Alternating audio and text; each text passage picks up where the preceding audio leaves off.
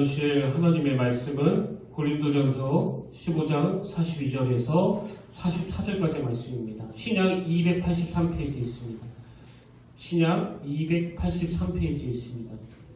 고린도전서 15장 42절에서 44절까지의 말씀입니다.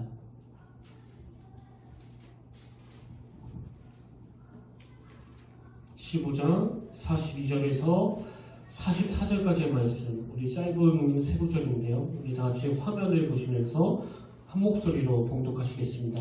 시작. 죽은 자의 부활도 그와 같으니 썩을 것으로 심고 썩지 아니할 것으로 다시 살아나며 욕된 것으로 심고 영광스러운 것으로 다시 살아나며 약한 것으로 심고 강한 것으로 다시 살아나며 육의 몸으로 심고 신령한 몸으로 다시 살아나니 육의 몸이 있은즉 또 영의 몸도 있느니라. 아멘. 할렐루야. 네. 반갑습니다. 우리 옆 사람 오래간만에 이렇게 인사하기로 원합니다. 참 오래간만입니다. 참 오래간만입니다. 네, 반갑습니다. 오늘도 주님의 놀라운 은혜가 함께 하시길 진심으로 축복합니다. 네. 오늘은 그 사도신경 맨 끝에 나오는 몸이 다시 사는 것과 영원히 사는 것을 믿사옵나이다. 이 부분을 우리가 함께 살펴보기를 원하는데요. 제가 오늘 본문을 가지고 설교를 준비하다가 그 책 중에서 태산보다 무거운 죽음, 새털보다 가벼운 죽음, 이런 제목의 책을 읽었습니다. 이 책은 그 중국 역사에서 아주 중요한 역할을 했던 40명의 인물을 선별해가지고 그들의 마지막 순간을 담은 책인데요. 저는 이 책에서 그 사마천이 남긴 명언 하나가 굉장히 의미 있게 다가왔습니다. 그 내용을 한번 들어보십시오. 사람은 누구나 한 번은 죽지만 어떤 죽음은 태산보다 무겁고 어떤 죽음은 새털보다 가볍다. 죽음을 사용하는 방향이 다르기 때문이다. 아마 이 책 제목을 여기서 따오지 않았나 싶은데요. 어떤 죽음은 태산보다 무겁고 또 어떤 죽음은 새털보다 가볍다. 이게 참 마음에 와닿아가지고 제가 이것을 가지고 음미하다가 저도 이제 그 문장 하나를 만들어 봤습니다. 죽음에 대한 이해가 그 사람의 삶을 결정한다. 뭐 어디서 많이 들어본 내용 같은데요. 제가 그냥 만들어 본 거예요. 죽음에 대한 이해가 그 사람의 삶을 결정한다. 그 중국의 진시황이 바로 그 케이스 아닙니까? 뭐 여러분도 아시다시피 이 진시황은요 39살의 천하를 통일한 그 대단한 인물이지만요, 그는 죽음을 두려워한 나머지 먹으면 늙지 않는다는 그 전설의 블루초를 찾기 위해서 얼마나 몸부림을 쳤습니까? 근데 여러분, 그 진시황이 몇 살에 죽었는지 다 아시죠? 50살에 죽었습니다. 그리고 그 죽음에 대한 공포를 떨치지 못하는 그 일로 말미암아 그 후대가 뭐 얼마나 고생을 합니까? 그 책에도 보면 그런 내용이 좀 나오는데요. 진시황이 죽은 이후로 15년 만에 자기가 이룬 통일 제국이 완전히 무너지는데 이 진시황의 잘못된 태도가 큰 원인을 제공했다. 뭐 그렇게도 분석하는 거 아닙니까? 저는 이 죽음에 집착하는 진시황을 보면서 이 죽음에 대한 이해가 그 사람의 삶을 결정한다. 이게 어제 참 마음에 계속 와닿았습니다. 이건 뭐 진시황뿐만이 아니라 이 죽음에 대한 잘못된 이해가 오늘 우리 현대인들에게 엄청난 부작용을 가져다 주는데요. 그 중에 대표적인 사례가 바로 쾌락주의예요. 죽으면 끝인데 살아있을 때라도 즐겨야지. 이게 쾌락주의입니다.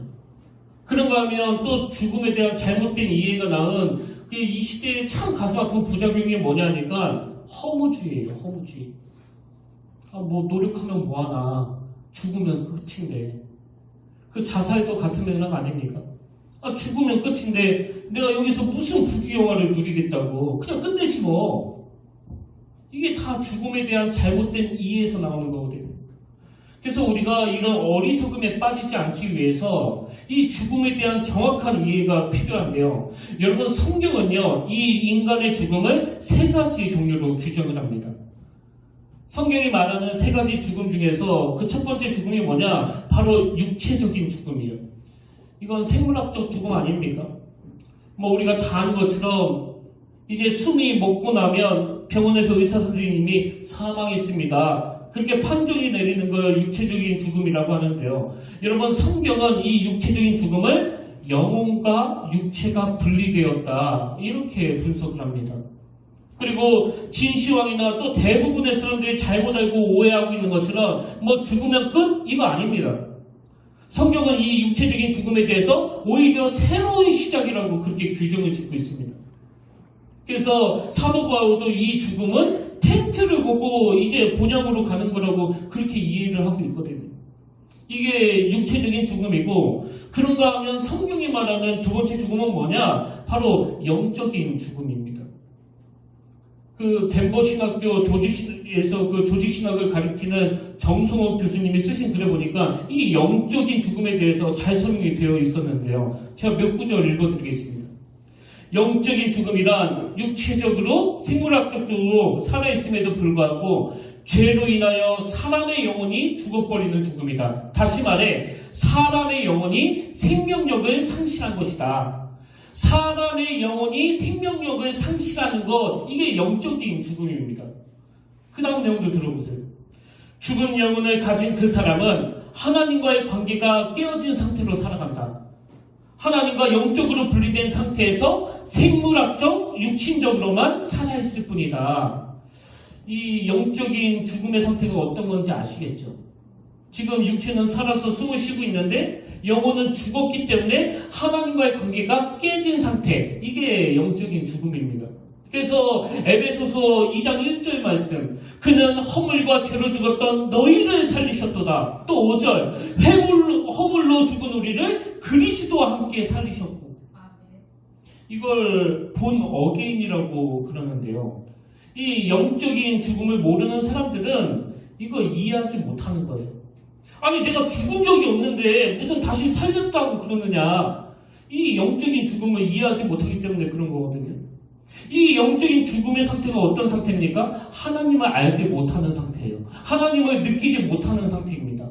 그러면 본 어게인, 십자가로 말미암아 영혼이 살아난, 영적으로 살아난 사람의 상태는 어떤 상태일까요?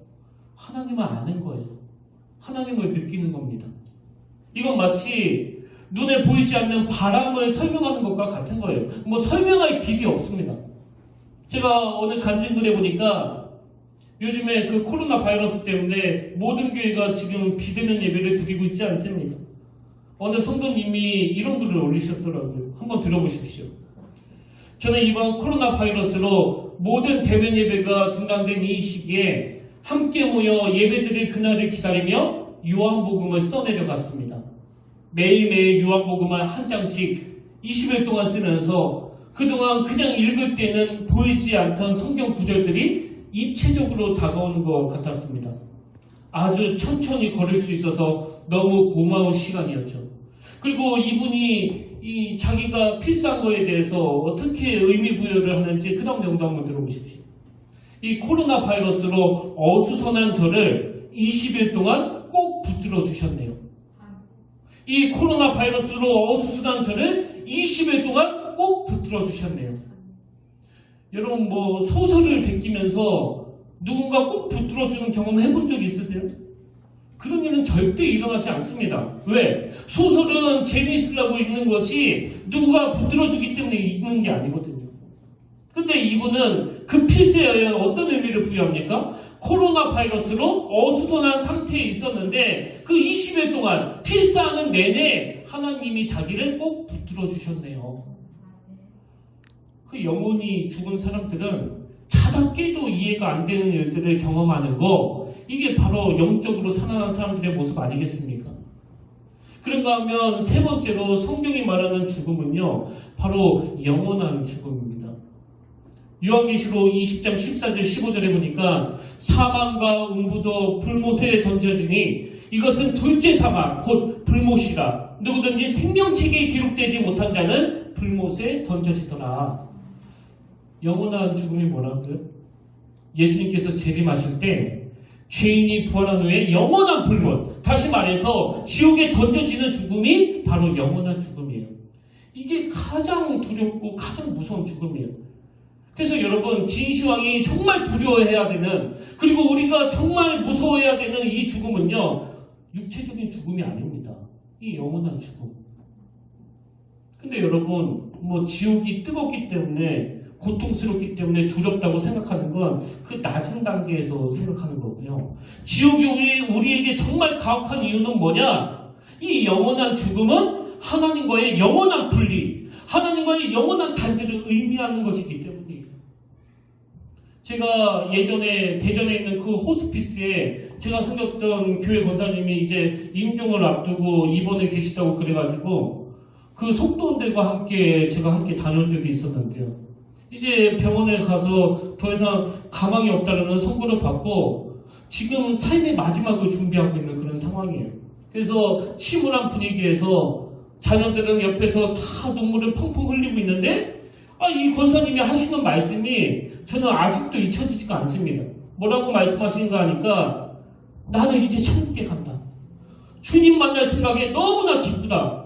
그러면서 찬송가 493장 하늘 가는 밝은 길이 내 앞에 있으니 이 찬양을 이본시 목도가 떠나가도록 부르시는데 저는 그 권사님 모습에서요 어떤 두려움과 염려, 걱정 그런 게 보이는 게 아니라 감출 수 없는 흥분과 기쁨, 그 설레임이 보이는 거예요. 이 장면이 이해가 되십니까? 우리는요 진시황이 더 이해가 되는 입장이에요. 나는 돈만 있으면 불로초 구하겠다. 대부분의 사람들이 다 그렇게 말할 거예요. 그러나 이 권사님이 그런 선고를 받고도 복도가 떠나도록 그 찬양을 부를 수 있는 건 이 진시황이 몰랐던 거. 그 성경이 말하는 죽음의 의미를 이 권사님은 정확하게 알고 있었기 때문 아닙니까? 이 권사님뿐만이 아닙니다. 저희 윗대 어른들에게는 늘 이런 소망이 있었습니다. 아침에 제가 이 찬송가 493장 잠시 세상에 내가 살면서 항상 찬송 부르다가 날이 저물어 오라 하시면 영광 중에 나가리. 막 그 어른들이 해병대의 박수 아시죠? 그 할머니들이 막 이렇게 막 박수를 치시면서 저 찬양을 부르고 또 불렀던 그 모습이 잊혀지지가 않아요. 그 권사님이나 우리 윗대 어른들이 보여주는 이 죽음에 대한 정확한 이해가 뭡니까? 나는 이제 영원히 주님과 함께 제한 없이 그분과 영원히 교제하게 될 그 기쁨이 너무나 충만하니까 그렇게 복도가 떠나가도록 찬양을 부르시는 거 아닙니까? 그렇다면 여러분, 영원한 죽음이 하나님과의 영원한 분리를 의미한다면 오늘 우리가 살아야 되는 이유는 뭐예요? 제가 몇 주 전에도 말씀드렸지만 저희 어머니가 그렇게 하나님께 가기를 원하시는데 왜 하나님은 저희 어머니를 데려가시지 않는 겁니까? 다 이 평택교회 때문 아닙니까? 아들이 담임 목사로 있는 이 교회에 어찌됐든 아직도 해야 될 그 중보기도가 남아있기 때문에. 그래서 여러분, 이 삶과 죽음의 의미를요 정확하게 아셔야 돼요. 우리에게 아직 호흡이 남아있는 이유는 하나님이 내게 맡기신 사명이 있기 때문에. 그래서 제가 계속 강조하지만 이 땅은요 누리고 즐기는 곳 아닙니다. 사명을 감당하는 곳이에요. 살아도 감사한 것이고 죽는 것도 감사한 것이고, 이게 딱 사도 바울이에요. 사도 바울. 빌립보서에 보면은 내가 지금 바로 죽어 하나님 앞에 가는 게 내게는 유익하지만 너희들을 위해서 내가 더 살기를 원한다. 이게 바로 정확한 죽음감을 가지고 있는 이 사도 바울을 위시한 믿음의 사람들의 모습이라는 거예요. 이게 오늘 우리가 다루게 될 몸이 다시 사는 것과 이 고백의 의미인데요. 근데 여러분, 여기서 한 가지 점검할 게 있습니다. 이 부활에 대한 신앙을 고백하는데 왜 하필 몸이 다시 사는 것과 그냥 다시 사는 것과 그러면 다 포함이 되는 건데 왜 꼭 굳이 몸이 다시 사는 것과 이렇게 이야기하는 걸까요? 사도신경 고백하시면서 그런 질문 가져본 적 없습니까? 그냥 다시 사는 것과 그러면 다 포괄하는 건데 왜 몸이 다시 사는 걸 강조했을까요? 여기에는 두 가지 큰 의미가 있는데요. 첫 번째 의미는 이 고백을 통해서 영혼만이 천국에 가는 게 아님을 강조하기 위해서입니다. 그런가 하면 이 두 번째 의미가 더 중요한데요. 인간은 이 영혼뿐만 아니라 몸도 중요하다는 사실을 강조하기 위해서예요. 이게 무슨 말인가 하냐면요. 그 책 중에 내 몸을 사랑하라. 그 낸시 피어싱이라는 분이 쓴 책인데 이 책의 핵심 포인트가 진짜 중요합니다. 내 몸을 사랑하라. 이 책에서 강조하고 싶은 게 뭐냐면 그 내용을 한번 들어보세요. 기독교는 인간의 영혼과 몸에 대해 구분은 하지만 분리하지는 않습니다. 이게 굉장히 중요한 전제입니다. 다시 한번 들어보세요. 기독교는 인간의 영혼과 몸에 대해 구분은 하지만 분리하지는 않습니다. 그리고 이 책에서 영혼과 몸이 똑같이 중요하다는 걸 강조하기 위해서 무슨 이야기를 하는가 하면은 여러분 지금 이 세상은요 인간의 영혼과 몸을 구분하고 분리하는 그 이원론이 막 득세를 하고 있는데 이렇게 인간의 영혼과 몸을 분리하면서 영혼은 소중한 그 무엇으로 인식을 하고 인간의 몸은 상대적으로 경시하는 그런 경향으로 흐르고 있는 이게 굉장히 잘못됐다는 거예요. 이게 왜 잘못됐는가 하니까 이런 이원론적인 생각에서부터 성적 타락이 나오고 낙태가 나오고 지금 가장 이슈되고 있는 이 동성애 문제 등이 심화되기 때문이라고 그 책은 주장하고 있거든요. 예를 들면 인간의 몸을 경시하는 세상 현실을 이 책에서 쭉 설명을 하면서 세미스라는 사람의 말을 인용하는데요. 한번 들어보세요. 당신 몸은 진짜 당신이 아니라 당신을 통제하는 껍데기나 매력적인 로봇에 불과하다. 무슨 말인지 아시겠죠?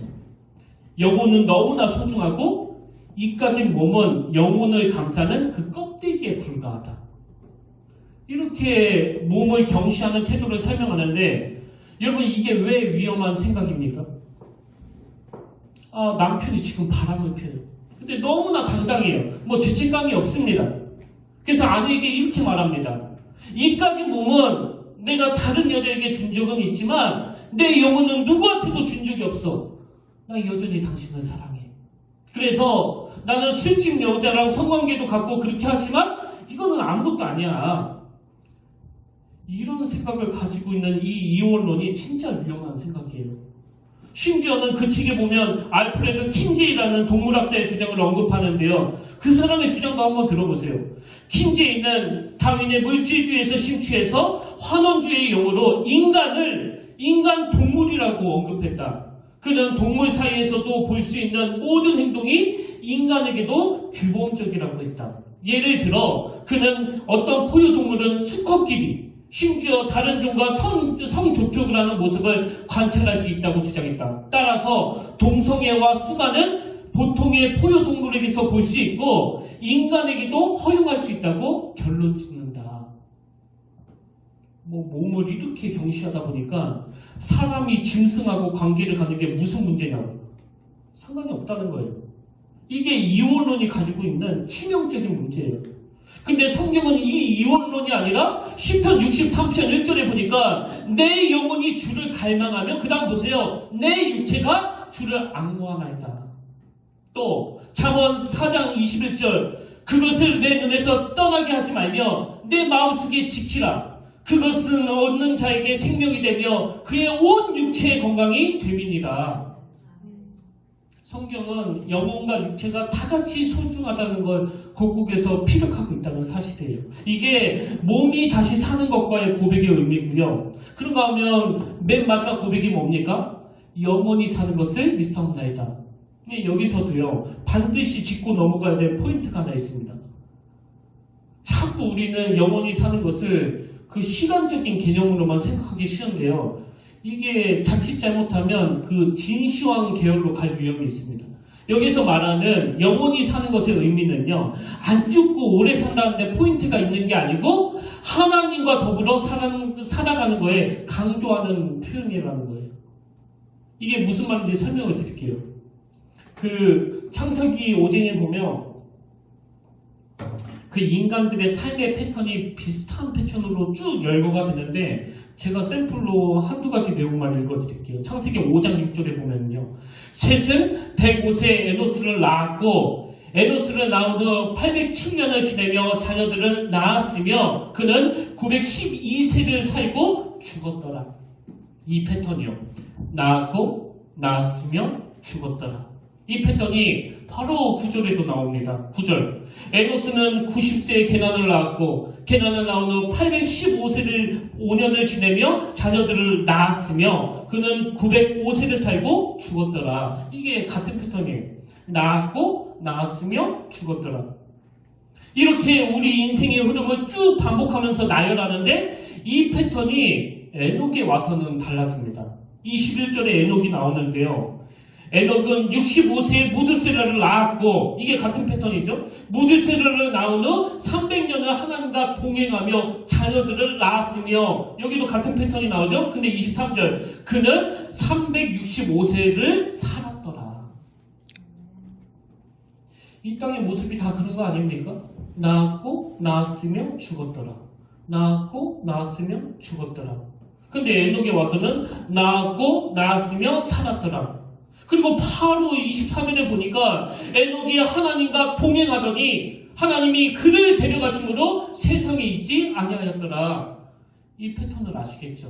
낳았고 낳았으며 죽었더라의 패턴을 깨트리고 낳았고 낳았으며 살았더라로 바뀌는 이 에녹의 특징은 딱 하나예요. 에녹이 하나님과 동행했습니다. 제가 앞에서 말씀드렸잖아요. 그 진시황이 가장 두려워해야 되고 가장 무서워해야 하는 죽음이 이 영원한 죽음인데, 영원한 죽음의 특징이 뭐라고 그랬습니까? 이 영원한 죽음은 하나님과의 영원한 분리를 말하는 거예요. 이게 가장 두려운 죽음이에요. 여기서 반해서 우리 가슴을 뜨겁게 만드는, 우리 가슴을 벅차게 만드는 그 사도신경의 고백이 뭡니까? 몸이 다시 사는 것과 영원히 사는 것을 믿사옵나이다. 이게 뭐 나는 이제 불로초 구했어, 이 고백이 아니에요.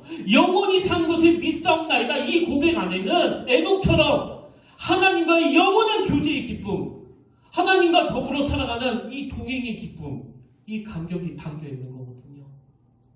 그래서 저는 오늘 이 사도신경의 몸이 다시 사는 것과 영원히 사는 것을 믿사옵나이다, 이 고백과 관련해서 두 가지 적용점을 좀 나누길 원하는데요. 그 첫 번째 적용이 뭐냐? 여러분, 이 몸이 다시 사는 것과 영원히 사는 것을 믿사옵나이다, 이 고백을 하는 사람들은요, 새 하늘과 새 땅을 사모하면서 살아야 된다는 사실이에요. 발은 이 땅을 딛고 살아가지만 늘 새 하늘과 새 땅을 사모하며 살아가기. 요한계시록 21장 1절을 보십시오. 또 내가 새 하늘과 새 땅을 보니 처음 하늘과 처음 땅이 없어졌고 바다도 다시 있지 않더라. 3절 4절, 내가 들으니 보좌에서 큰 음성이 나서 이르되 보라, 하나님의 장막이 사람들과 함께 있음에 하나님이 그들과 함께 계시리니 그들은 하나님의 백성이 되고 하나님은 친히 그들과 함께 계셔서, 그 다음 보세요. 모든 눈물을 그 눈에서 닦아주시니, 모든 눈물을 그 눈에서 닦아주시니 다시는 사망이 없고 애통하는 것이나 곡하는 것이나 아픈 것이 다시 있지 아니하리니 처음 것들이 다 지나갔음이로라. 여러분, 이 새 하늘과 새 땅을 사모하며 살아간다는 의미가 뭔지를요, 저는 그 재난지원금을 전달해 드는 과정에서 느낄 수 있었는데요. 지금 코로나 바이러스로 모두가 힘든 이 시기에 교회가 성도님들에게 좀 위로를 드렸으면 좋겠다고 해서 그런 행사를 진행했더니 오히려 전달해 드리는 제 마음이 기쁨의 도가니였습니다. 어떤 분들은 이번 일을 통해서 이 나눔이라는 게 내가 뭔가 있어서 하는 일이 아니라 성령님이 역사하야지만 할 수 있는 일임을 깨달았습니다. 그런 말씀을 하시는가 하면, 또 어떤 분은 오히려 자신보다 더 어려운 분에게 전해달라고 다시 교회로 헌금하신 분도 계셨는데요. 저는 그런 과정을 겪으면서 이거 내가 하길 정말 잘했다, 그런 생각이 들었습니다. 그래서 더 어려운 분에게 전해달라고 그래가지고 그 공주에서 힘들게 목회하시는 목사님께 전달해 드렸는데요. 여러분, 저는 그 목사님이 보내신 문자에서 이 새 하늘과 새 땅을 사모하라는 게 뭘 의미하는지를 제가 다시 생각하게 된 거예요. 그래서 그 목사님이 보낸 문자를 여러분과 함께 나누길 원하는데요. 그 내용도 한번 들어보십시오. 평택교회를 통해 오늘 귀한 선물을 받았습니다. 목사님을 통해 주신 주님의 위로와 격려, 수고했다는 말씀과 함께 너무 감사하고 감사한 시간이었습니다. 중간에 생략하고요, 의미를 이렇게 부여합니다. 저를 잘 아시고 저의 마음을 아시는 주님의 음성이 흘러내리는 눈물과 함께 마음을 치유해 주셨습니다. 저를 잘 아시고 저의 마음을 아시는 주님의 음성이 흘러내리는 눈물과 함께 마음을 치유해 주셨습니다. 감사합니다. 감사합니다. 지켜봐 주시고 기도해 주시고 격려해 주셔서 주신 선물로 이 시기를 잘 보내고 다시 충전하고 회복해서 받은 사랑 흘러보내며 살겠습니다. 여러분, 이 목사님은 우리 교회를 통해서 뭘 경험한 거예요? 저를 아시고 저의 마음을 아시는 그 주님의 음성이 우리 교회를 통해서 전달이 되니까 그래서 눈물이 나는 거거든요. 뭐 이 목사님 말고도 지금 위로가 필요한 분이 얼마나 많습니까?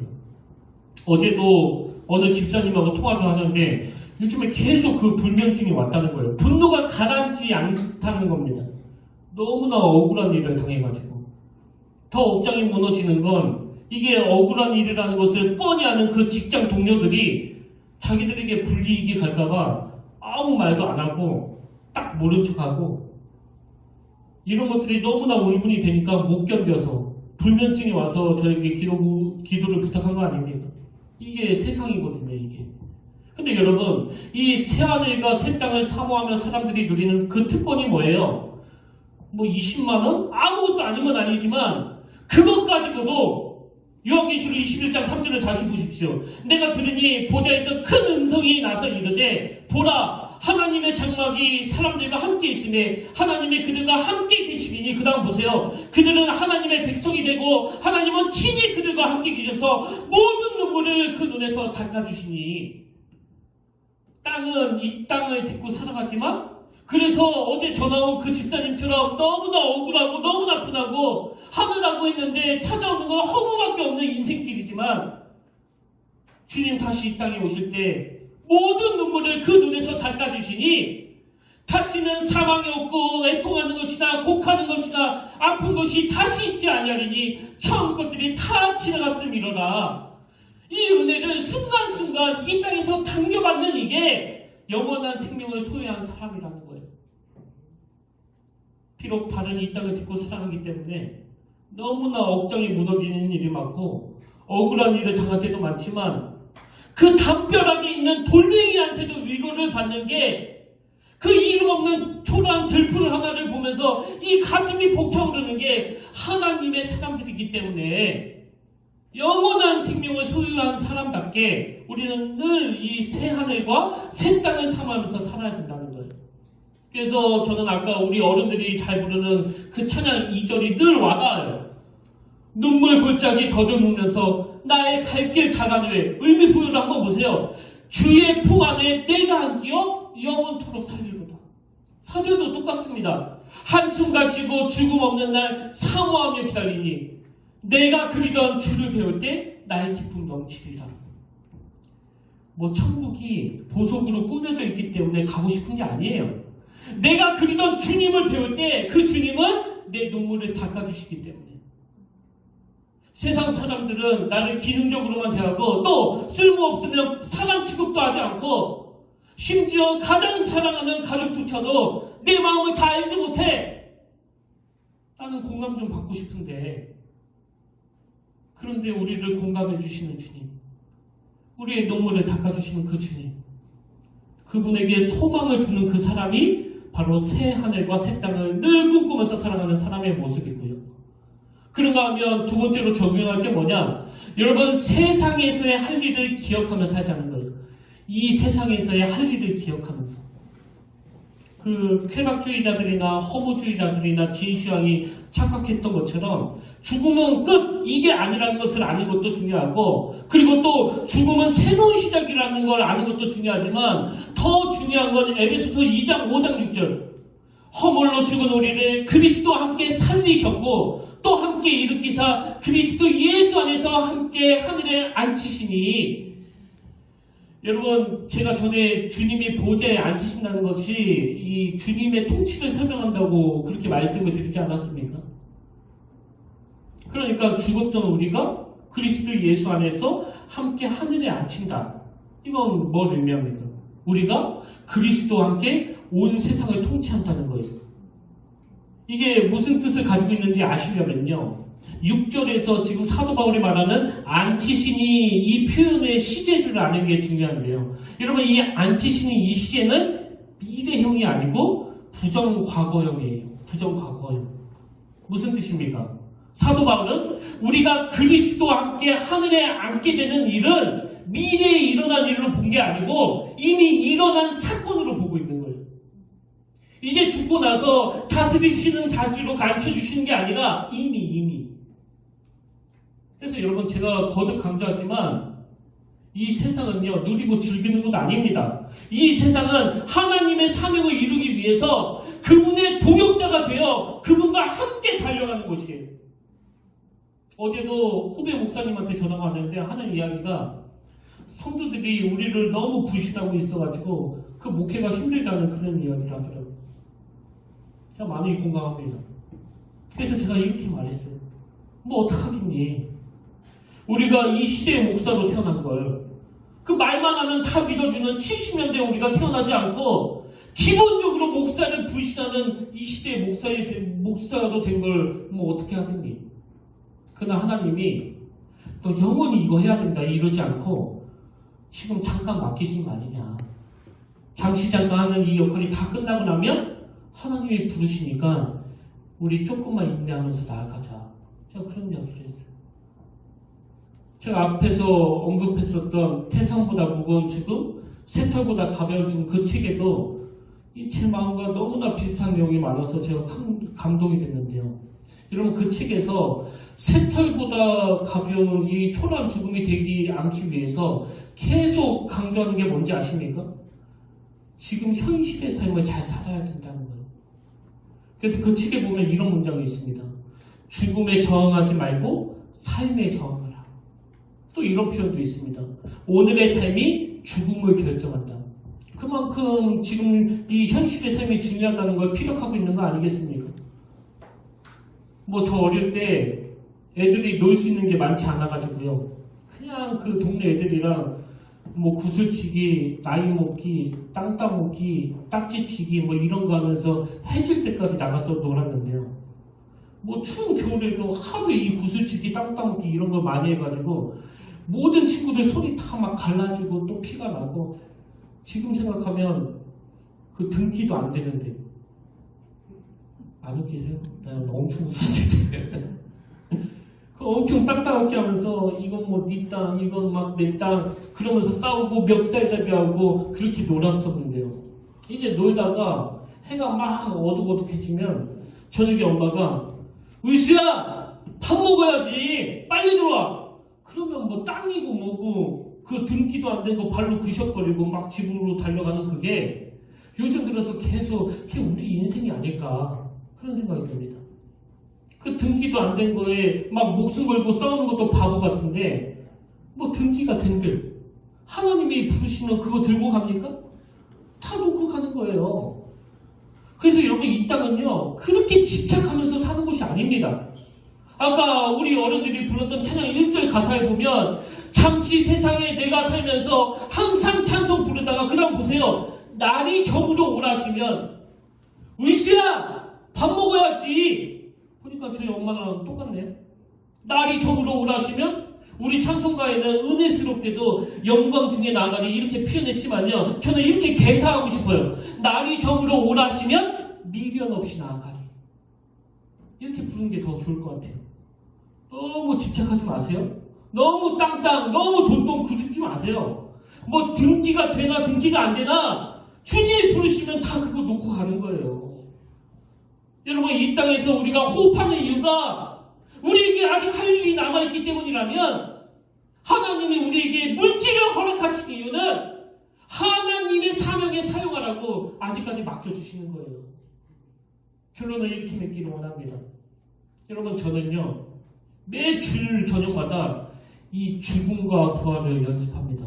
이게 무슨 말인가 하면요 제가 어느 날은 설교가 좀 일찍 끝나서 그래도 새벽 한 5시에 잠들 때도 있지만 뭐 거의 대부분 밤을 새면서 말씀을 준비하거든요. 오늘처럼.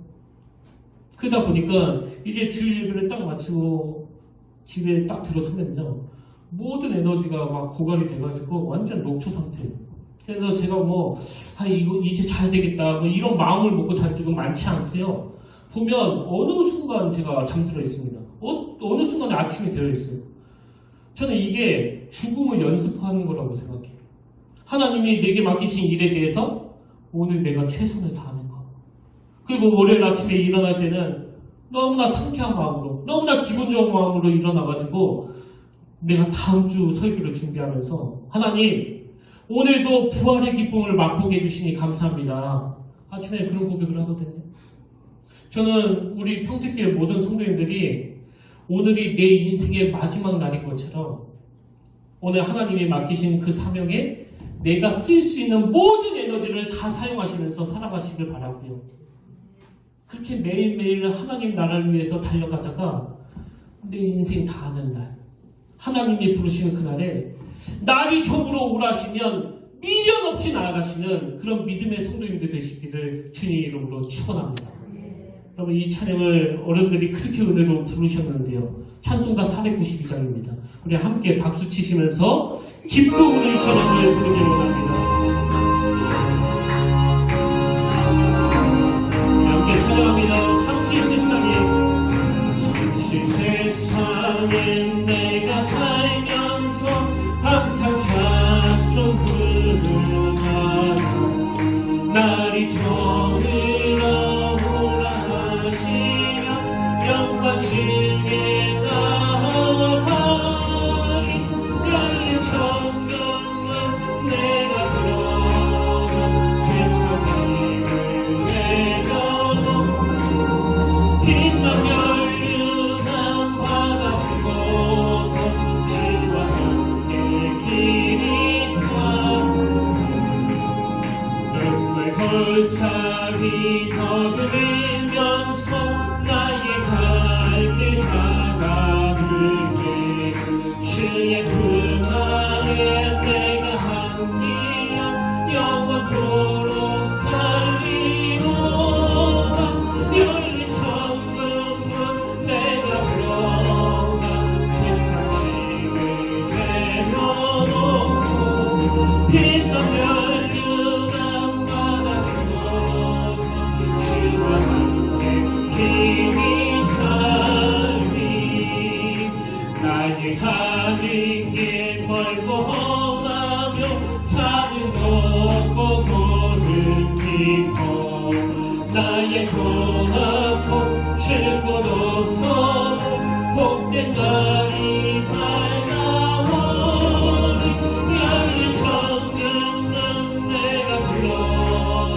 세상 짐을 내려놓고 빛난 연륜한 바다 쓰고서 주와 함께 길이 살리 한숨하시고 지금 없는 날 사모하며 기다리니 내가 드리러 주를 배울 땐 나의 기쁨 넘치리 열린 천국문 내가 들어가 세상 짐을 내려놓고 빛난 연륜한 주와 함께 우리 다시 한번 찬양합니다. 잠시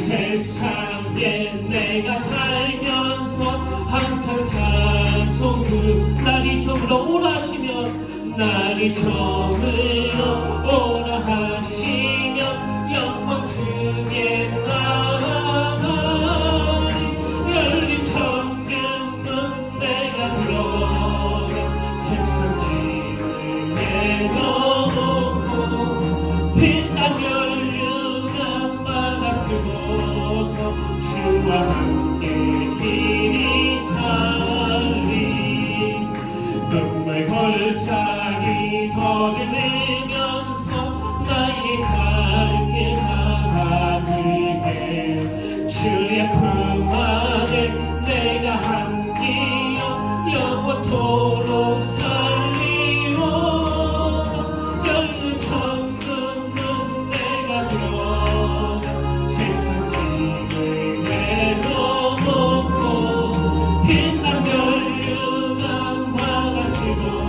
주셔서 주와 함께 길이 살리 나의 가는 길 멀고 험하며 사는 곳고 도는 깊어 고난 나의 멈출 곳 없어 복된 날이 밝아오 열린 천국은 내가 세상을 내려놓고 빛난 열주만 받았으고서 주와 함께 길이 한숨 가시고 지금 없는 날 한숨하시고 지금 없는 날 사모하며 기다리니 내가 그리며 주를 배울 때 나의 기쁨 넘치리 열린 천국은 내가 되어 세상 짐을 내려놓고 빛나는 주와 함께 길이 살리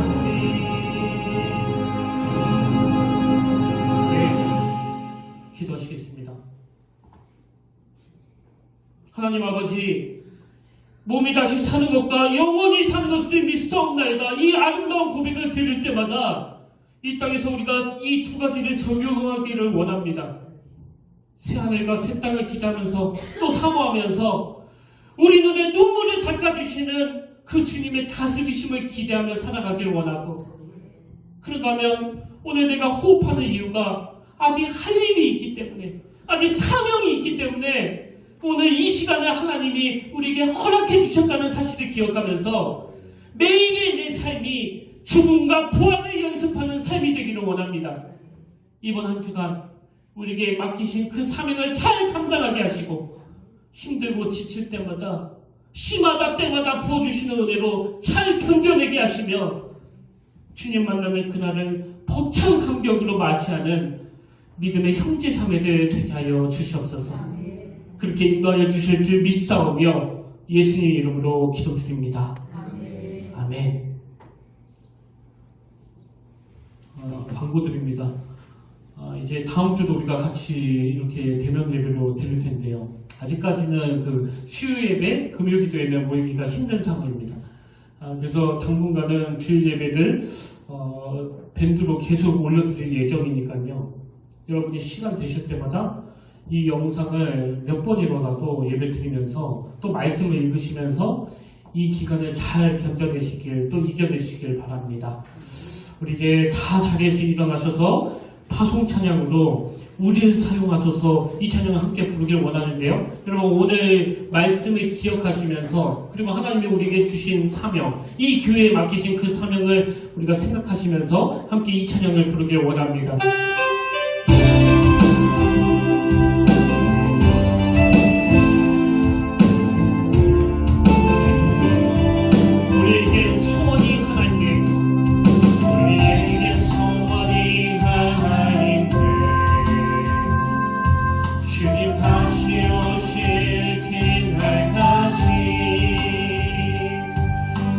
가슴에 새긴 주의 십자가 사랑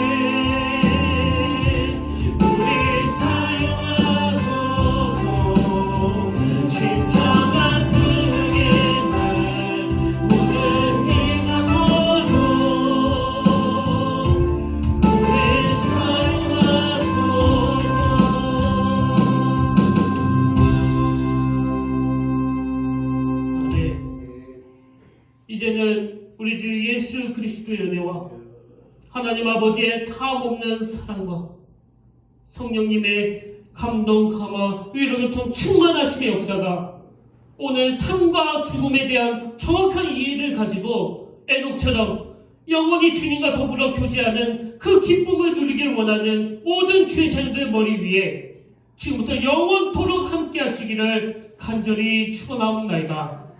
아멘.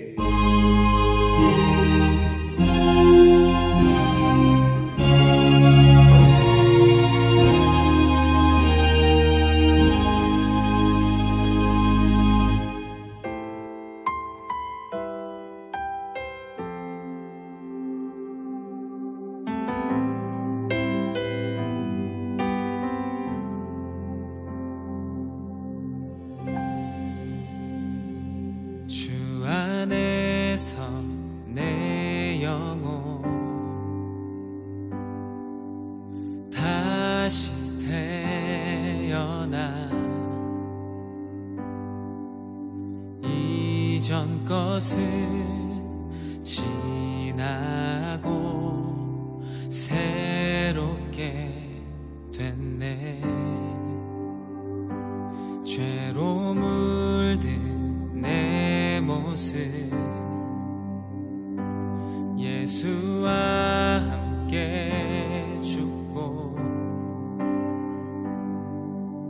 부활 생명 내 안에 새로운 삶이 열렸네.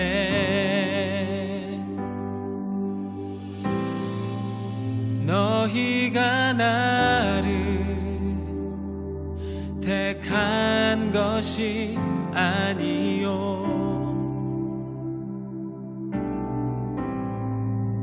내가 너희를 택하여 세웠나니 오직 내 안에 오직 내 속에 그리스도가 사네. 오직 내 삶에 오직 내 맘에 그가 주인 되셨네.